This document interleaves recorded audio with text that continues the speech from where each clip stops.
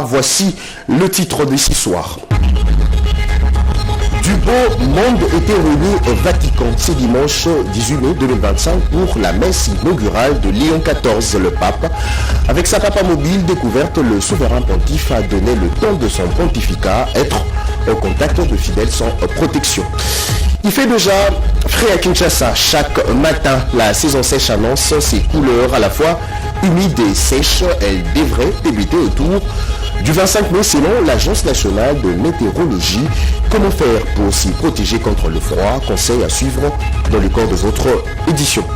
À suivre également à la une ce soir à Kinshasa, la puissance eaux de pluie diluvienne ont causé de dégâts, inondations, causes et conséquences ainsi que quelques pistes de solutions. Tout, oui tout, nous vous dirons tout à ces sujets dans un dossier. Voilà tout pour le titre et bienvenue si vous nous rejoignez sur la RTNC. D'abord, l'actualité.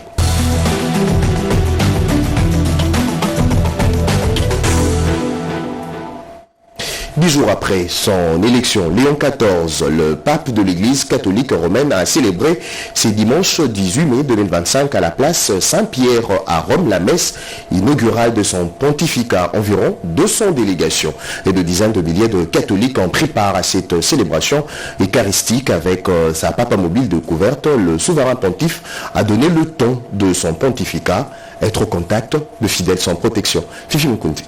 Ce dimanche 18 mai, sur la place Saint-Pierre, le pape Léon XIV a officiellement pris ses fonctions avec une messe solennelle marquant le début de son pontificat. Devant une foule de fidèles et des délégations venues du monde entier, il a reçu les insignes du pouvoir papal, le pallium et l'anneau du pécheur, symbole de sa mission en tant que successeur de Pierre. Dans une cérémonie empreinte de tradition, les rites ancestraux ont souligné la continuité historique de l'Église catholique. J'ai été choisi sans aucun mérite. Et c'est craintif et tremblant que je viens à vous comme un frère qui veut se faire le serviteur de votre foi et de votre joie.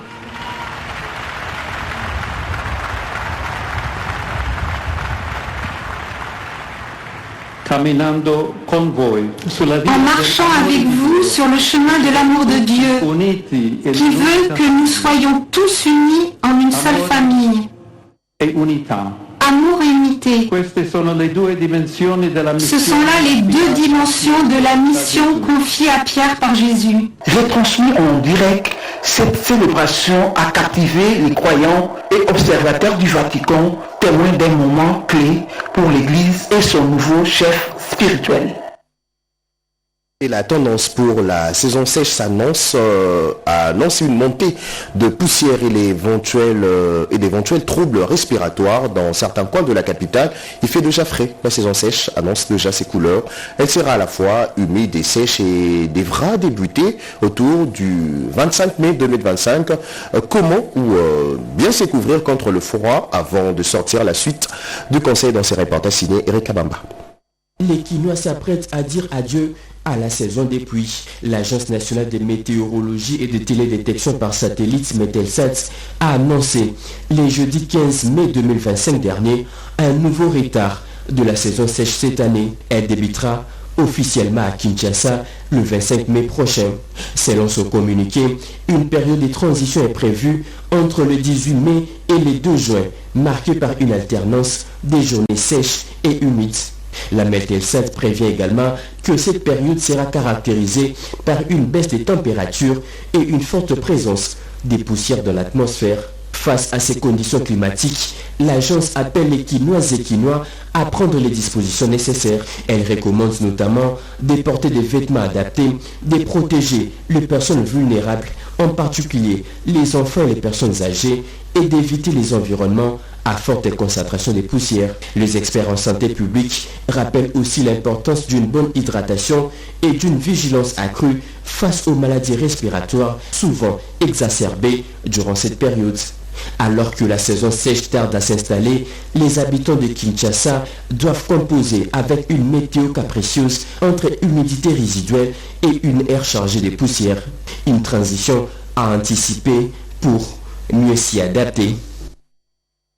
Nous allons changer de registre. Outre le lancement de la vulgarisation de textes légaux relatifs à la gouvernance sécuritaire de proximité dans la province du Kwango, le vice-premier ministre de l'Intérieur a levé l'option d'organiser le forum de paix dans le Grand Bandundu afin d'apporter une réponse appropriée aux conflits éthiques. Au cours de cette mission d'itinérance, le vice-premier ministre a procédé au lancement officiel de la vulgarisation de ces textes légaux au Kwango après la province de Kinshasa, Congo central et le Haut-Katanga. Cette étape importante s'inscrit dans le prolongement du séminaire de formation organisé à l'intention des membres des comités provinciaux et locaux de sécurité venus de 5 territoires du Kwango. Pour faire face à l'insécurité urbaine à Kenge, le vice-premier ministre a également lancé l'opération Dobo, soutenue par une parade policière visant à renforcer le moral des troupes de la police nationale congolaise dans la province. Toujours dans ses attributions, notamment la gestion des catastrophes, Chabani Luko, accompagné du gouverneur et d'autres autorités provinciales, a inspecté plusieurs têtes d'érosion menaçant la route nationale numéro 1 qui traverse la ville de Kenge vers la ville de Kikwit. Il s'est ensuite rendu à l'Assemblée provinciale du Congo où il a échangé avec les députés provinciaux, les encourageant à poursuivre leur mission de contrôle de l'exécutif provincial dans un esprit de responsabilité. Dans la soirée du mardi 13 mai, le vice-premier ministre a accordé des audiences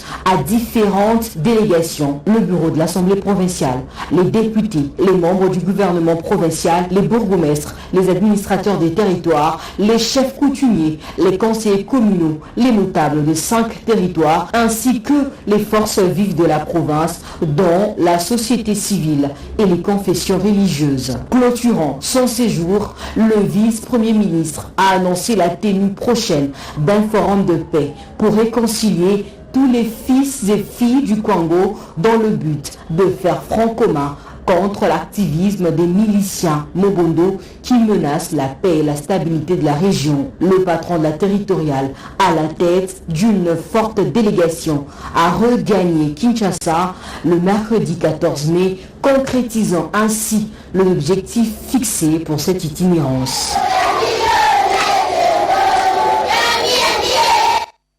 Au-delà de nos frontières à Brazzaville, précisément, le drapeau congolais hissé haut, un Congolais entrepreneur a remporté le concours international Challenge Startup Bassin du Congo. Son nom et son parcours dans ses reportages signés Yolande Voka. État de lieu de l'audit interne en RDC, secteur public et privé, thématique au centre de ces dîners de travail organisés par l'Institut des auditeurs internes du Congo, en collaboration avec l'Association des entreprises du portefeuille. Présentation de nouvelles normes internationales d'audit interne en vigueur, rôle de l'audit interne dans la gouvernance des entités publiques privées, outils et mécanismes, les différents orateurs ont égayé l'assistance avant l'état de témoignage de responsables d'organisations du secteur public sur l'impact concret de l'audit interne. Les fondamentaux de l'audit interne, ces modules doivent être suivis dans toutes les fonctions d'audit interne afin de donner la base que les gens doivent avoir pour pouvoir exercer l'audit interne. Sensibilisation et implication pour une valeur ajoutée, enseignement consacré sur le plan international à l'audit interne. Alain-Serge Loubello, président de l'Institut des auditeurs internes du Congo, déclare: l'audit interne apporte leur valeur ajoutée dans des questions touchant à la gouvernance, à la gestion des risques et au dispositif du contrôle interne. Alors si ces éléments, cette trilogie est réunie, c'est-à-dire que les organisations atteignent leurs objectifs. Mais nous savons que les entreprises du secteur public dans notre pays ont beaucoup de problèmes. Et nous pensons que le voie et moyen pour résoudre ces problèmes consiste à avoir des fonctions d'audit interne efficaces et efficientes. Une photo de famille a clôturé cette journée de réflexion à Solutani Hotel. Vous allez corriger avec nous, vous venez de suivre le rôle clé de l'audit interne et son intégration dans la gouvernance des entités publiques. Un dîner de travail a été organisé hier à Kinshasa par l'Institut des auditeurs internes du Congo en partenariat avec l'Association nationale des entreprises du portefeuille. Autre titre de ce dimanche, la RDC a présenté sa feuille de route comme membre non permanent du Conseil de sécurité des Nations Unies. Antoine Gonda, ambassadeur itinérant du chef de l'État, plaide en faveur de la RDC au Conseil de sécurité de l'ONU. Chimène Kamoka. Devant les pays membres du Conseil de sécurité des Nations Unies, l'ambassadeur itinérant du chef de l'État, Antoine Gonda Mangalibi, a saisi cette occasion pour élever les piliers sur lesquels repose le mandat de la République démocratique du Congo au sein du Conseil de sécurité de l'ONU. Ces piliers, a dit Antoine Gonda, sont fondés sur des valeurs contenues dans la dénomination même de son pays, la RDC, notamment les symboles de la vigilance et pays solutions sur les problèmes climatiques. L'envoyé spécial du chef de l'État, Félix-Antoine Tshisekedi Tshilombo, a souligné que cette ambition ne traduit pas une quête, moins encore un privilège, mais plutôt une volonté d'apporter une voie différente et une vision tournée vers l'avenir. The very name of our country. Mon pays porte dans son nom même cette noble ambition, Congo. Ainsi, Congo signifie en d'autres termes aller vers l'excellence. C'est cette même excellence que nous voulons mettre au service, notamment du nouvel agenda pour la paix, de la réforme du système de sécurité collective, de la gestion durable des ressources naturelles et de la transition climatique. Par ailleurs, l'ambassadeur itinérant du chef de l'État, Antoine Gonda Mangalibi, a salué le travail abattu par des routiniers aguerris pour les types d'entrepreneuriat en diplomatie multilatérale, tous visés, notamment la ministre des Affaires étrangères, Thérèse Kaikwamba Wagner, et l'ambassadeur de la RDC près les Nations, Zeno Mukongongai. Ceci décrit la conscience qui anime la RDC pour le mandat qu'elle va briguer au Conseil de sécurité de l'ONU, a rassuré Antoine Gonda, ambassadeur itinérant du chef de l'État Félix-Antoine Tshisekedi Tshilombo.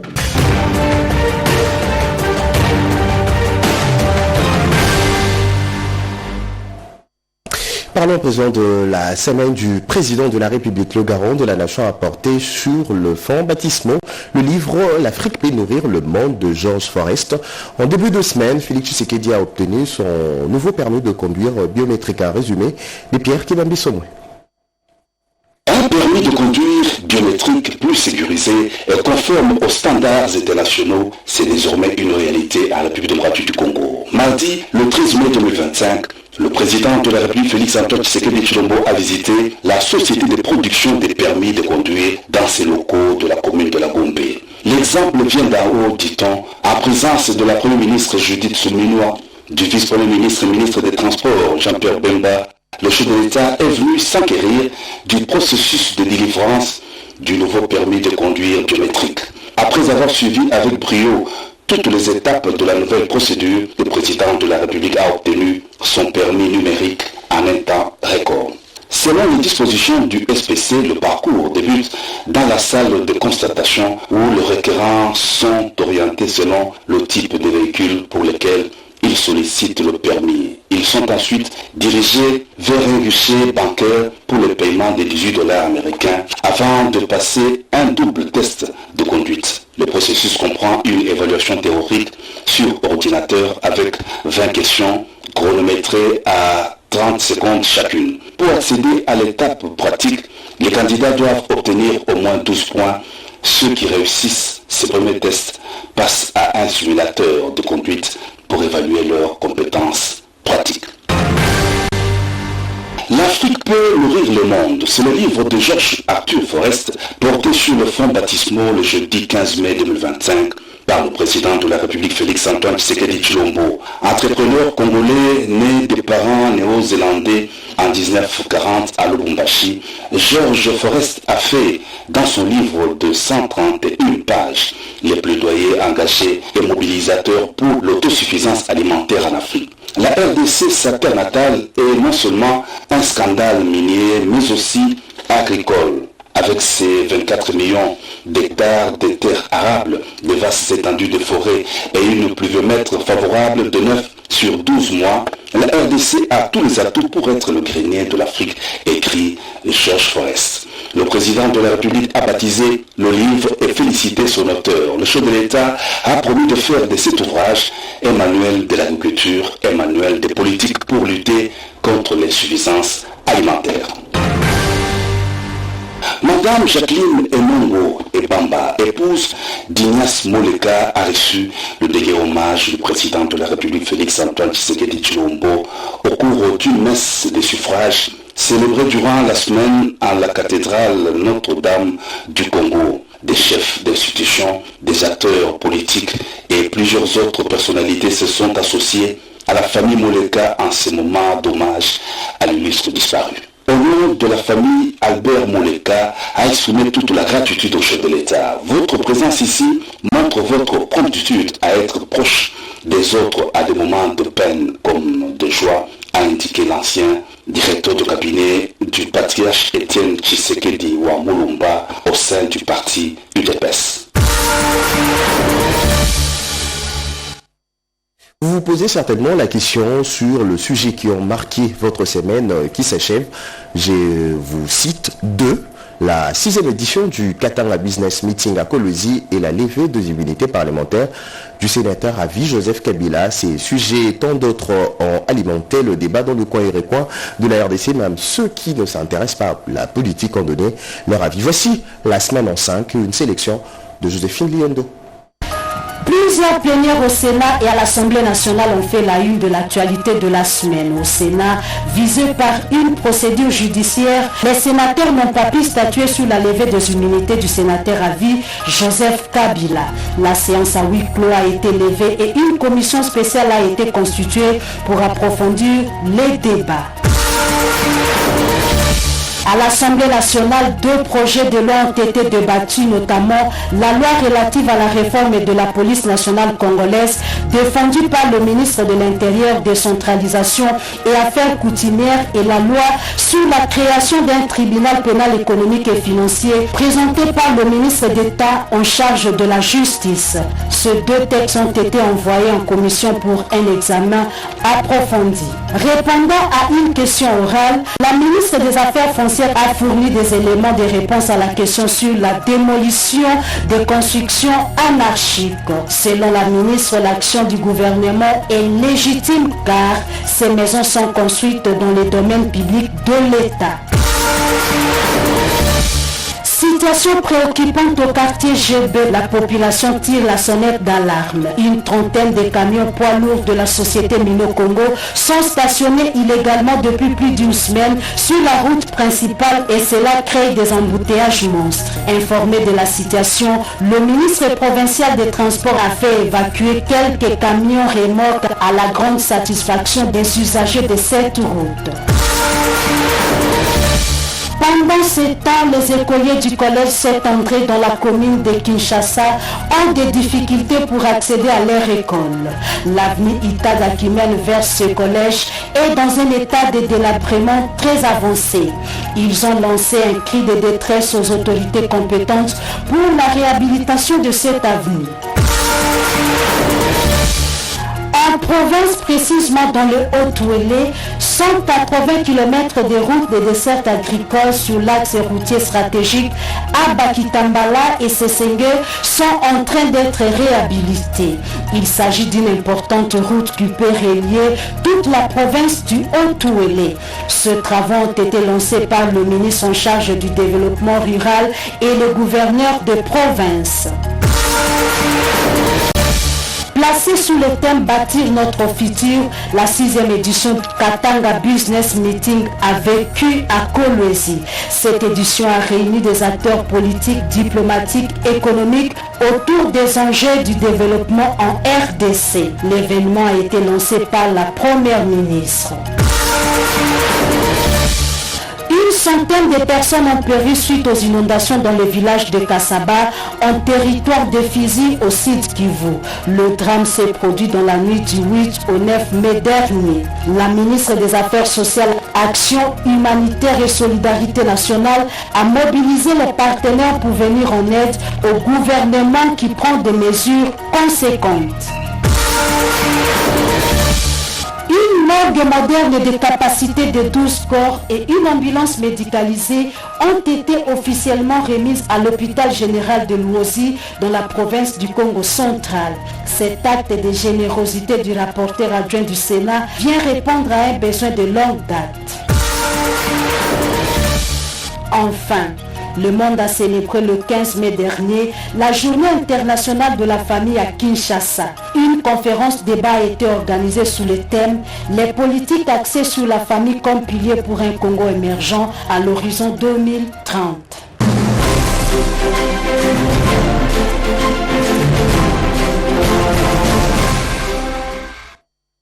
Je le disais à l'entame de cette édition, la puissance des eaux de pluie diluviennes a causé beaucoup de dégâts. Les inondations peuvent être à la base de certaines maladies, inondations, causes et conséquences, ainsi que quelques pistes de solutions dans ces dossiers signés Pobet Yenga et Papimbongo. Des jours après les dernières pluies diluviennes, les eaux sont de moins en moins visibles et l'heure est au nettoyage. Malheureusement, les pluies s'annoncent encore et la situation revient à la case départ. Plusieurs quartiers sinistrés de la capitale portent encore les stigmates de la catastrophe naturelle. Parmi les causes de ces inondations meurtrières et destructives, quelques activités et comportements des Kinois. Njili était caractérisé par une vallée assez importante qui était utilisée pour les cultures maraîchères.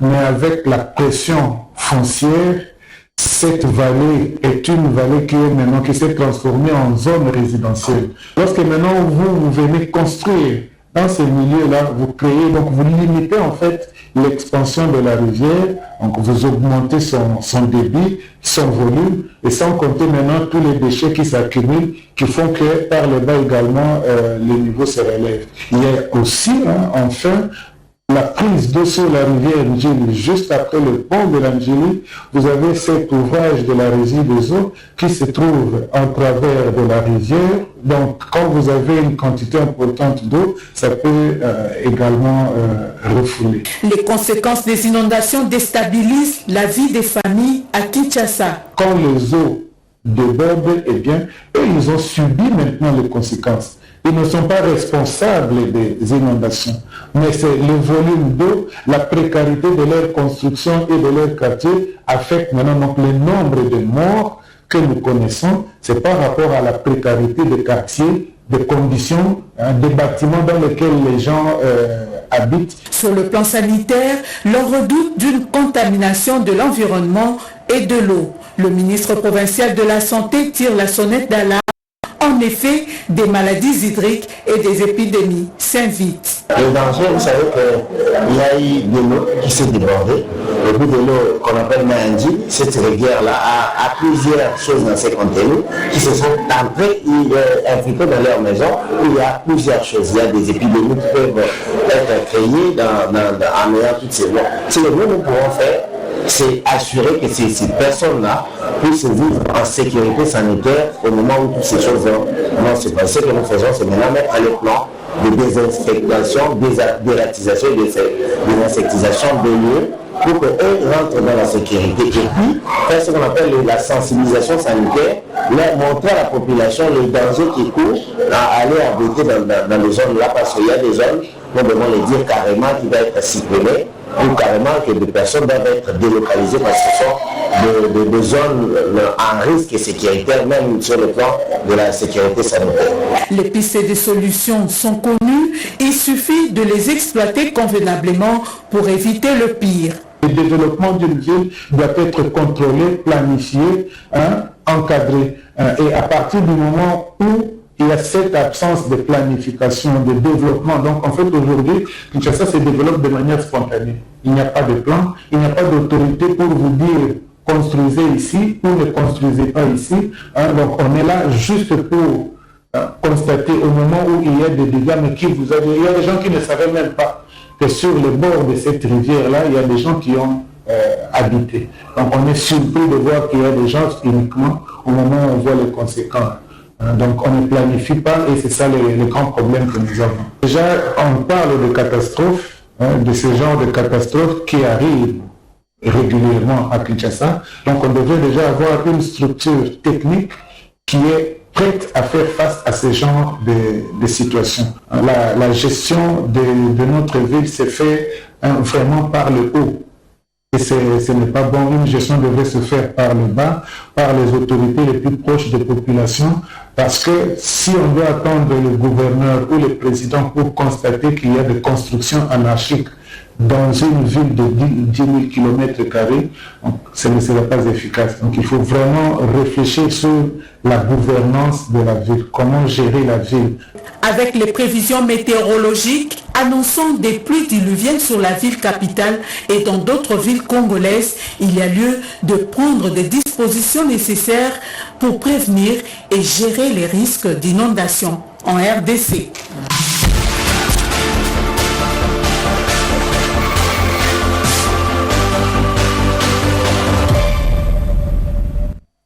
Allez, c'est une chronique qui ressemble au cours de géographie.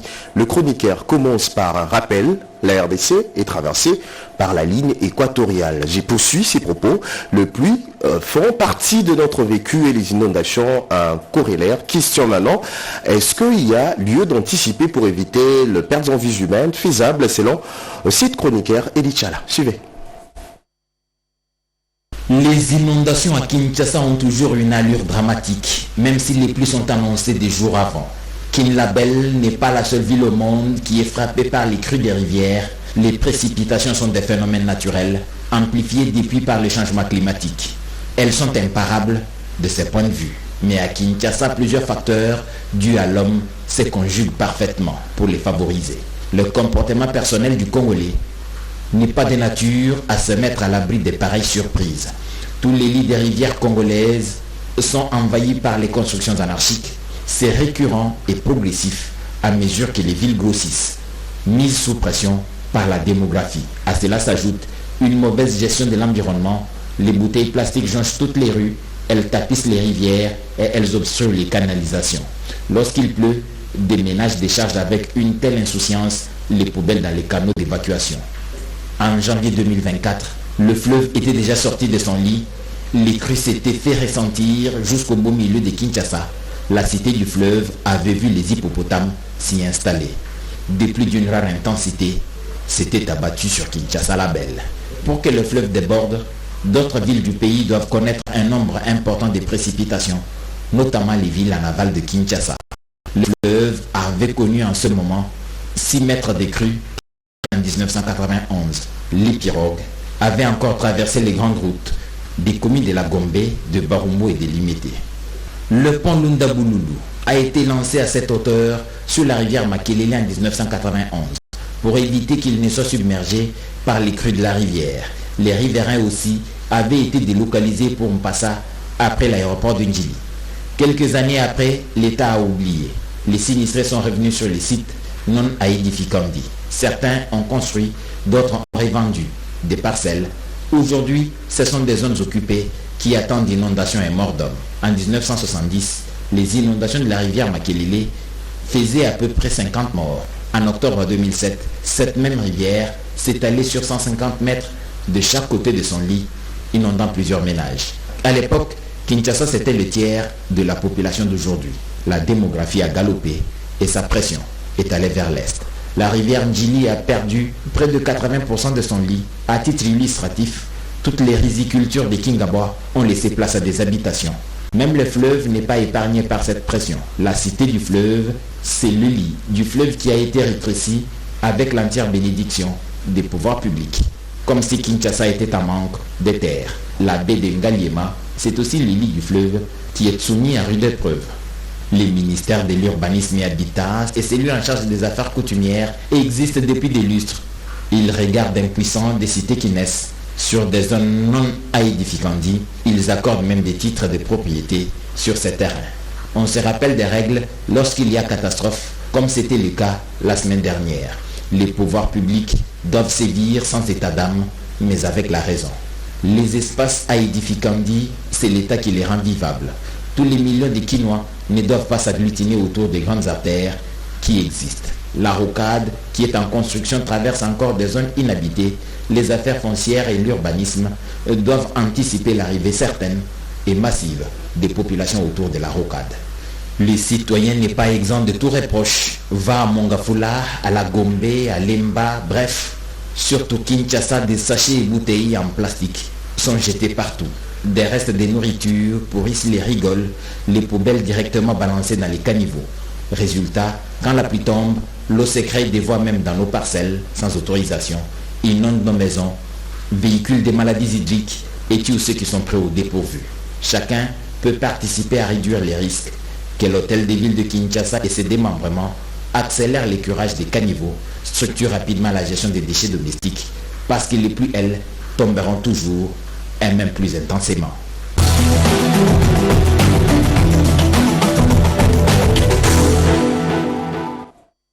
Dans la suite de l'actualité, le cadre militant du parti lumumbiste unifié dans l'espace Grand Bandundu ont été sensibilisés par le ministre de l'Intégration régionale Didier Manzenga. Ces premiers ont réaffirmé leur soutien au président de la République, Willy Atunakov. Au parti lumumbiste unifié par nous, formation politique, de masse chère a fait le patriarche Antoine Gizenga, l'on enregistre plusieurs activités politiques, dont les campagnes de sensibilisation au soutien indéfectible des actions du président de la République Félix Antoine Tshisekedi Tshilombo à l'unité et à la cohésion au sein du parti et à la redynamisation des activités au niveau des organes de base. La dernière descente sur les terrains est cette rencontre que le secrétaire général, chef du parti, actuellement autorité morale, Maître Didier Mazenga Mokanzu, a eu samedi 10 mai dernier avec le comité provincial du Palou Pokwango lors de son passage pour son fief électoral de Massimaniba. Pendant ce temps, le Palou, province politique de Bandundu-Ville, chef-lieu de la province du Kwilu, après avoir accueilli chaleureusement dernièrement Maître Didier Mazenga Mokanzu à l'occasion des élections des sénateurs et des gouverneurs et vice-gouverneurs, a organisé le 10 mai dernier une grande matinée politique sous la houlette de son secrétaire provincial, Maître Jimmy Kiaka, en la salle paroissiale Saint-Hippolyte pour célébrer avec faste la publication par le journal officiel du jugement rendu par les TGI de Kinshasa Matete, confirmant les résolutions du 3e congrès extraordinaire de Notre-Dame de Fatima, désignant ainsi Maître Didier Mazenga Mokanzu comme secrétaire général et chef du parti, l'unique donc habilité à pouvoir engager cette formation politique membre de l'Union sacrée de la nation. C'était à la grande satisfaction des cadres, militants et sympathisants du Palou. Occasion également pour les coordonnateurs de la jeunesse du Palou de pouvoir présenter son bilan à mi-parcours, jugé satisfaisant avec à la clé l'adhésion massive de plus de 2000 jeunes, rien qu'au cours de cette 2025, et de présenter également son nouveau comité de coordination issu des élections libres, transparentes et démocratiques. Une première donc dans l'histoire de ce parti politique vieux de 60 ans qui renaît de ses cendres lentement mais sûrement depuis la disparition de son fondateur Antoine Gizenga à travers la République et plus particulièrement dans l'espace Grand Bandundu sous l'impulsion de Maître Didier Mazenga Mokanzu, son leader politique. Au Katanga, avant de nous quitter, la jeunesse de la ville de Lubumbashi, particulièrement celle de l'Union nationale de fédéralistes du Congo, appelée au calme pour préserver la paix sociale. L'appel est de Mireille Massangu Bibi Moloko, députée nationale. Une altercation éclate entre plusieurs jeunes issus des différents horizons à Lubumbashi. À la base, la gestion des parkings et arrêts des bus au centre-ville. Les tensions sont montées, frôlant les drames avant que des appels à l'apaisement ne se multiplient pour établir totalement de l'ordre. Parmi ces voix, celle de la députée nationale Mireille Massangu Bibi Moloko en séjour à Lubumbashi, sa circonscription électorale. La présidente de l'UNAFEC a à cette occasion exhorté les jeunes de son parti également impliqués dans cette altercation à faire preuve au calme. Dans toutes les communes, tous les quartiers, il y a des infiltrés parmi nous. Je vous exhorte de les dénoncer. Mireille Massangu Bibi Moloko a ensuite condamné avec fermeté le manœuvre occulte visant à ternir l'image du parti du patriarche Antoine Kyungu Wakumwanza de heureuse mémoire.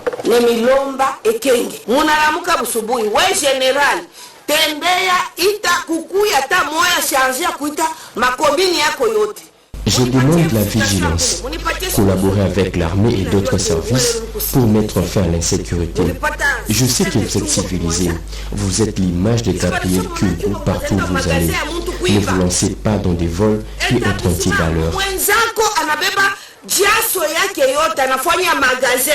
Après ces rappels à l'ordre, fait en présence du secrétaire général fédéral chargé de la jeunesse, Héritier Kyungu, la députée nationale Mireille Massango Bibiuloko est allée à la rencontre de la maire de Lubumbashi, auprès de qui elle a étalé toutes ses stratégies pour mettre complètement fin à cet épineux problème de gestion des arrêts des bus et des parkings dans la ville de Lubumbashi. Merci à Fifi Mukunda, Anon Mouti et Alain Sodi, aussi à André Djeka pour avoir réalisé ces journaux magazines. Merci de visiter notre site internet et page Facebook. L'actualité reste en continu en France, en Lingala, en Swahili, en Chilubo, en Kikongo, sur la RTNC, la RTNC.cd à toutes et à tous. Merci de nous avoir suivis et bonne soirée chez vous.